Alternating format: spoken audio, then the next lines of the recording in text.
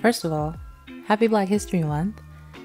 And what better way to celebrate than to look at some of the most fashionable black girl groups of the 20th century. There's really something to be said about these black women that broke into the industry successfully, gave us hit after hit, and still managed to serve us looks day in and day out. And some people don't think wrestling's on the level. Well, now let's meet the #1 singing trio in the country today. With the song that brought them to the top of the record field, they're good-looking youngsters with long hair, and on them it looks good because they're girls. The Supremes. Can't really talk about fashionable girl groups without mentioning the Supremes. Like, are you joking? It's just not possible. Not only were they the vision of glamour, even to this day, but their legacy is so powerful and overreaching that they inspired girl groups of the future. The group consisted of members Mary Wilson, Diana Ross, and Florence Ballard. They were originally called the Primettes, but ended up changing their name to the Supremes in 1962 and were signed to a record deal. They were pretty much catapulted to fame with songs like Stop in the Name of Love and have become a staple in music history ever since. The Supremes defined glamour, especially in the Motown era, with their coordinated and bewitching ensembles. Before the Supremes, a lot of black singers like Eartha Kitt and Lena Horne tended to wear more seductive outfits at the time, so when the Supremes stepped on scene with their coordinated looks, it really was a surprise.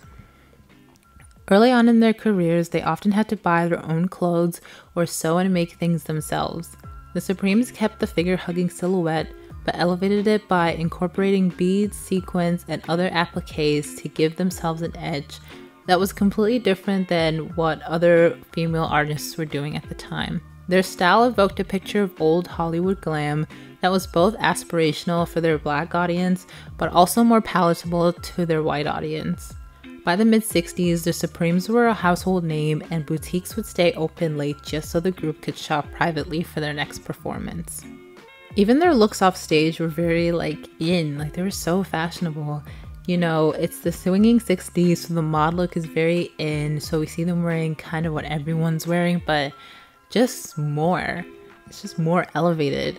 However, it wasn't until 1967 when their style kind of entered a whole new level.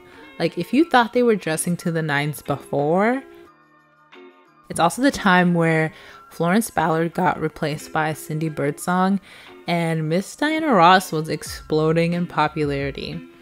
And they also renamed themselves to Diana Ross and the Supremes. Coincidence? I think not! This is kind of a new era for the Supremes. You know, the wigs got better, the dresses were more expensive, the makeup was on a whole new level. The Supremes were in such high demand that the clothes really did have a lot of importance, especially when portraying this new image and kind of rebranding themselves as kind of a new group with Diana Ross as the lead singer and without Florence Ballard. When a couple years ago they were making their own dresses, now they're wearing custom Bob Mackie. And if you don't know Bob Mackie, he's a legend and is known for dressing not only the Supremes but also Cher at the height of her career. The Supremes were so important in creating trends and inspiring the next generation of performers who would come after them. Like I said before, there were so many artists that took inspiration from the Supremes, and I feel like their fashion was not only really nice to look at, but served a more important purpose. As a black woman, it's kind of instilled in us to be presentable and to dress well. It's kind of ingrained in you that people will treat you worse if you don't look as presentable as they would like. Now in the year of 2022, a lot of people don't ascribe to respectability politics because they're dumb. But when the Supremes came out in the 60s, the height of the civil rights movement, they were so incredibly important as an aspirational symbol in the black community. In a foreword to the book Supreme Glamour, Whoopi Goldberg writes, "These were three brown women as they had never ever been seen before on national television. Everything about the Supremes, all those gowns, all those pantsuits, all those caps, gloves, furs, the makeup, the eyelashes, the wigs, made me believe they were speaking to me.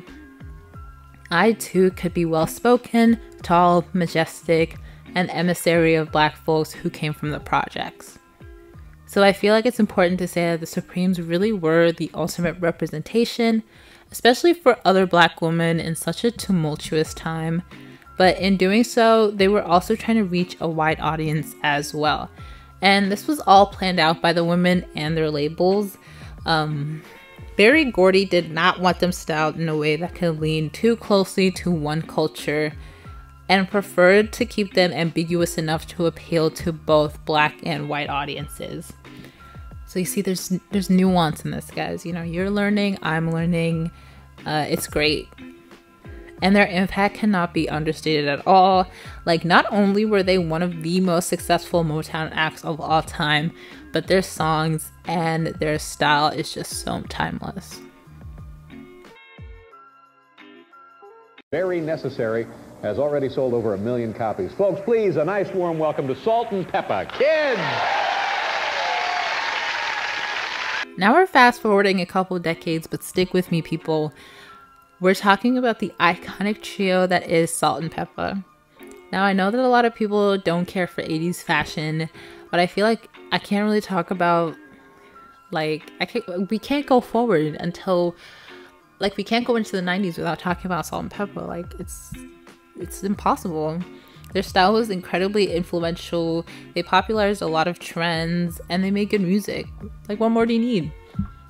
The trio consisted of 3 women: Salt, Cheryl James, Pepa, Sandra Denton, and DJ Spinderella, Deidre Roper. And at a point in time where hip-hop was incredibly male-dominated, I guess more so than it is now, Salt-N-Pepa really came and changed the game. With their bold and ostentatious style, their carefree attitude really came through in their clothes and their lyrics. They were one of the first female rap acts to win a Grammy Award, alongside Queen Latifah, who did win one the same year as well. So not only were they incredibly talented, but they could dress too. Starting one of the biggest trends that they helped popularize, the asymmetrical haircut. You know, which started off as an unfortunate accident after a bad perm, turned into kind of one of the biggest hair innovations in the 20th century. Time is that my sister just got her little beautician license and permed my hair and burnt it all and messed it up, and I had to shave that side, and I looked at it so like, oh, what am I gonna do? We just shaved it and kept this side and shaved that side, because I was bald, like it was wrong. Yeah. It was wrong. And then I penciled it in with eyeliner. I was penciling it in with eyeliner to cover up the bald spot. Yeah. So here it goes. And the fact that people to this day still rock this look, like, come on, that's iconic. Salt-N-Pepa's style reflected a lot of the fashion in the 80s at the time, and also combined both feminine and masculine elements into their style.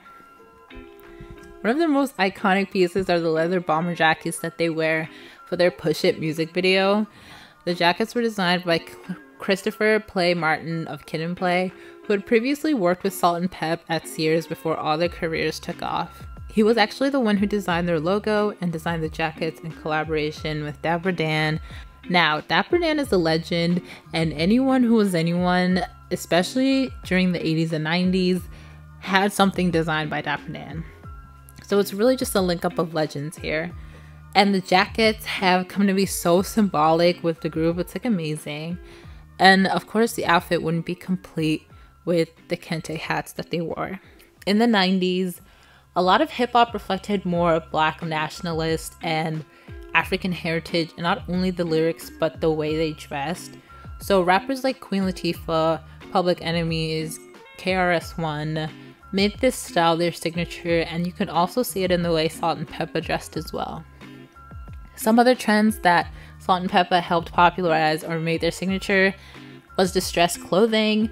I'm sure it was already popular, especially in subcultures like the punk movement, but Pep revealed in an interview with Loni Love that she loved distressing the clothes that they wore back then, and it did become part of their look. Another one was the knee pads, usually saved for sports or something more functional. Salt-N-Pepa wore them with regular and bicycle shorts and did create a trend there. Even Madonna ended up copying it, and we've seen it on the runway as well. So not only were Salt-N-Pepa breaking barriers by being the first female rap ensemble and talking explicitly about sex and whatever the hell they wanted in their lyrics, but they were also starting fashion trends left and right and paving the way for other female rappers to come after them. Players, wake up and introduce the band. All right, give it on up to TLC.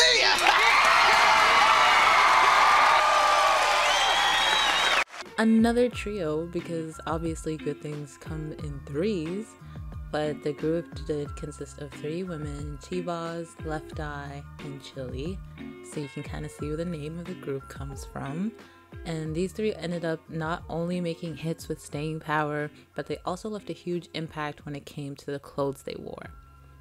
Now, at the beginning of their careers, back when they made their first studio album, Ooh on the TLC Tip, their style was completely different than later on in their careers.